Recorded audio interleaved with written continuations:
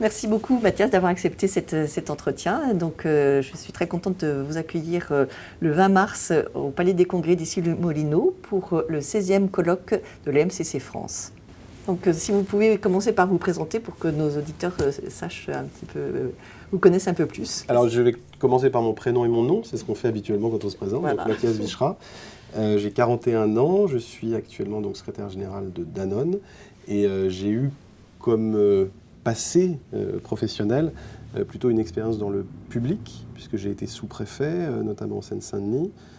J'ai travaillé dans la police nationale, puis j'ai été directeur de cabinet de 2 maires différents, Bertrand Delanoë et Anne Hidalgo. Ensuite, j'ai été directeur général adjoint de la SNCF en charge de la stratégie de la communication pendant 2 ans, et ça fait moins d'1 an que je suis chez Danone.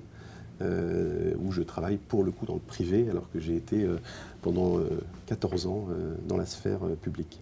Dans les différents jobs que j'ai pu avoir, j'ai toujours trouvé qu'il y avait du sens et que j'avais modestement, pour la part qui était la mienne, une utilité. Et là, chez Danone, c'est une entreprise avec beaucoup de sens. Qu'est-ce qui a déclenché l'acceptation de venir participer à notre table ronde? Il y a plusieurs choses. D'abord, je pense que vous posez la question avec le bon angle, le fait de partir de l'infiniment petit à l'infiniment grand. Quand on est sur des enjeux de société, des enjeux sociaux, des enjeux d'environnement, il y a toujours une dimension micro, qui sont les pratiques des entreprises, les pratiques individuelles, et une dimension macro, c'est l'infiniment grand, qui sont les effets planétaires de ces mouvements. Et donc du coup, votre approche à travers les 2 échelles, l'infiniment petit et l'infiniment grand, j'ai trouvé que c'était une approche intéressante pour comprendre ces enjeux. La deuxième chose, c'est évidemment que Danone est une entreprise très engagée sur les sujets sociaux et environnementaux. Danone a commencé avec la parole d'Antoine Riboud qui s'exprimait devant le CNPF, le MEDEF de l'époque, en 1972, avec le double projet. Le double projet, c'est du progrès social et de la réussite économique. Mais pas d'abord la réussite économique, puis le progrès social, c'est les 2 en même temps. C'est vraiment lié les 2. C'est le fait de se dire qu'il n'y a de progrès économique durable qu'avec du social au cœur du processus de production. Sur l'aspect environnemental, évidemment, c'est un point très important puisque l'entreprise s'est engagée sur beaucoup d'objectifs en matière environnementale. 30% de l'entreprise est Bicorp. Bicorp, c'est beaucoup l'environnemental. Moi, j'ai envie que vous peut-être vous expliquiez, parce que tout le monde n'est pas au fait de qu'est-ce que le Bicorp. Oui. Alors, Bicorp, en fait, c'est une certification qui vient des États-Unis, mais aujourd'hui, plus de la moitié des entreprises Bicorp ne sont pas américaines. C'est une certification extrêmement poussée sur la responsabilité sociale et environnementale des entreprises. C'est-à-dire, pour être Bicorp, il faut vraiment être très en avance sur le plan social, c'est-à-dire partage de la valeur, gouvernance avec les salariés, rapport avec les syndicats, impact social de l'entreprise, politique salariale.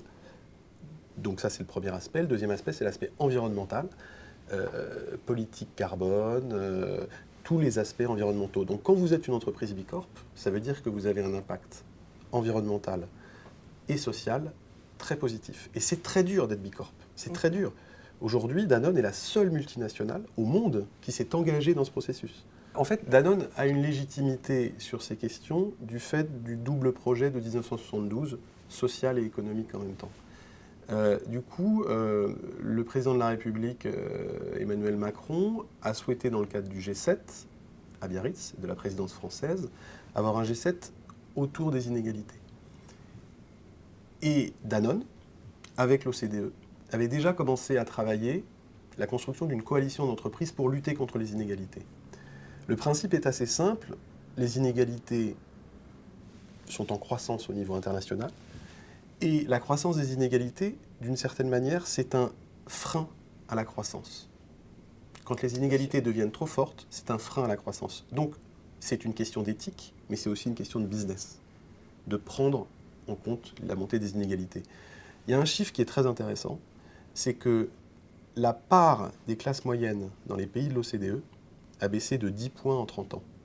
C'est-à-dire que les classes moyennes sont en attrition. Et ça, pour le business, c'est très mauvais. C'est très mauvais, à la fois en termes de recrutement, à la fois en termes de force de consommation.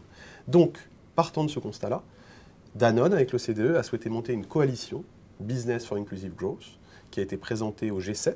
Emmanuel Faber a présenté devant les dirigeants du G7 cette coalition. Il y a 40 entreprises qui représentent plus de 1000 milliards de dollars de chiffre d'affaires. Donc c'est à l'initiative de Danone ?